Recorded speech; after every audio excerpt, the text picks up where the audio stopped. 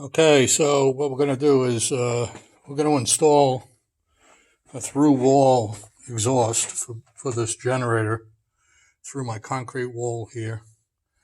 And I've already drilled a hole here, and I've included a clip to show you how to do that, especially if you're going through from the inside of the house. Now this hole needs to be about 3¼ inches large. If you click on the information online for this particular item on Amazon, Rufus will give you wrong information. They're going to tell you to drill a 5-inch hole in the wall when you only really need like 3¼ inch. So be careful. I ended up buying a 5-inch hole saw and having to return it, and incurred a 20% return fee on Amazon. So I should have known better. At the time, I didn't have the unit yet. It was delayed in shipping. So I had ordered the hole saw. So here's the new hole saw. It's I think it's 3¼ It's like 95 millimeter, I think is what it is. And it's an SDS bit. And if you don't have an SDS drill, then you're in trouble, because this is going to be a lot harder to do. You can rent them at Home Depot if you need them. I got two. I forget what size this is. They come in different sizes for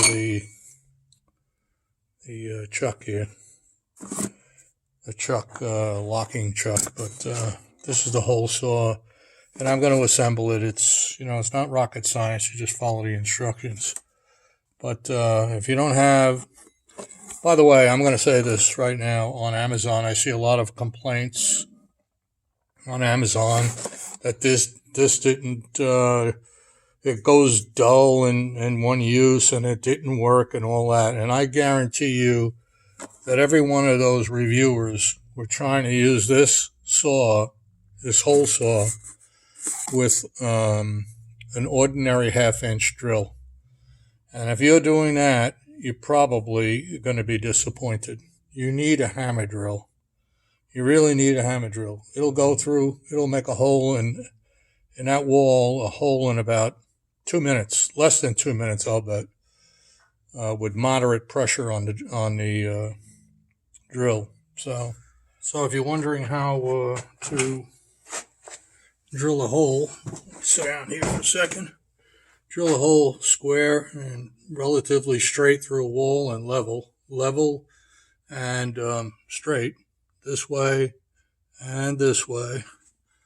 This is how you do it. You get yourself some alien tape at the local hardware store. Get yourself a small square like that, and tape it to the wall where you want to drill a hole, or adjacent to it, off to the side a little bit. And I don't know if I can do this one-handed. Hopefully I can. I've already drilled the hole, but what you're going to do, this is concrete block, by the way. You're going to drill the hole following the outline of the square until, of course, you reach the, the block is hollow, so eventually you'll get through the first layer, and then you'll get to the second layer. And I'm through both layers right now, so if I let go of this, it'll probably bend my bit. But that's how you drill a hole relatively straight through the wall, because this is going to be a 3-inch hole, and I do want it to be straight. 3¼ 3½, something like that. I forget now. But I've watched a lot of methods with the ring and everything else online, to how to keep the bit straight. But I think this is one of the best, especially if you have like I do. I'm drilling from the inside. I got a piece of block here, concrete block that's flat and easily, I can easily tape something to it. If I were doing this on the outside, I'd probably have a little bit of trouble, because the outside is stucco and it probably wouldn't stay level. But from the inside, no problem. Okay, so here we go. The inside hole in first, and then I'll go in outside. I may not show you that. And I'll do the, by the way, I drilled this through with a long drill, but this is the drill that comes with the bit. They're approximately the same size. This is, I think, 7mm, and that was a little over 7mm, probably an SAE bit, but they're around the same size, so we'll be okay.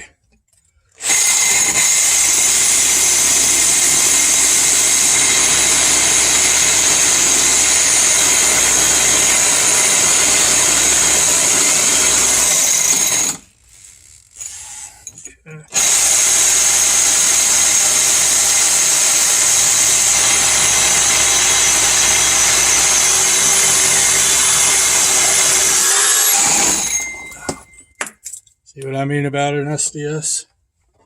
So if you're trying to do that with a regular 1/2-inch drill, it's not going to happen. You're going to have trouble. Nice, clean, smooth hole here.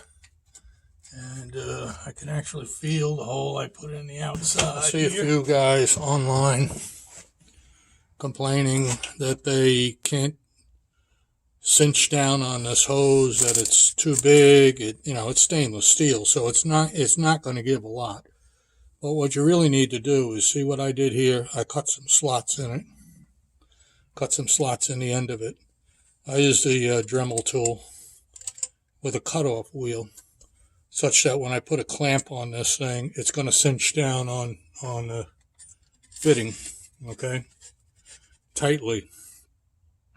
And that's my last little tip for you. That's, you could probably maybe do this on a bandsaw too. I don't know, depends on what kind of tools you got. But I just found it easier to use a Dremel tool with a cutoff wheel. And that's my last little tip, and the rest is up to you. It's not a hard installation, but you do have to use common sense. Oh, one more thing. Just one more thing. My generator is pretty old. I don't know, I've had it about 20 years, I guess. It doesn't have one of those 2-bolt connector fittings. I forget the name of the muffler they keep referring to on Amazon, but I bought this one kit in particular because it had 2 adapters, and I used the second adapter here. You can see it takes 4 bolts. I used 4 stainless steel sheet metal bolts, and we'll see if that holds up. The majority of the exhaust fumes will go out this exhaust, okay? And I'd say probably 99% of it will go out the exhaust. I doubt there's going to be any leakage through here because there's another tube inside here, the original muffler outlet. And if you know anything about Venturi effect, when the exhaust is getting pumped through that smaller tube inside there, through the stainless steel tubing and this muffler here, it will actually suck in air. If there's any spacing around this thing, it won't leak exhaust. It'll actually suck air in through there. So that's how Venturi works. But like I said, so got the final doodads on there, the clamps, and I showed you how to put some serrations in the end there so that the clamps will cinch down on the tubing, and they do, and they're tight. They're really tight. Matter of fact, I gotta push this generator back maybe an inch because these are tight radiuses. You really can't put a 90-degree bend in this tubing here. I don't know how long this tubing is, but it doesn't look like it's 2 feet. My guess would be it's something less than 2 feet. But it was easy enough to install. So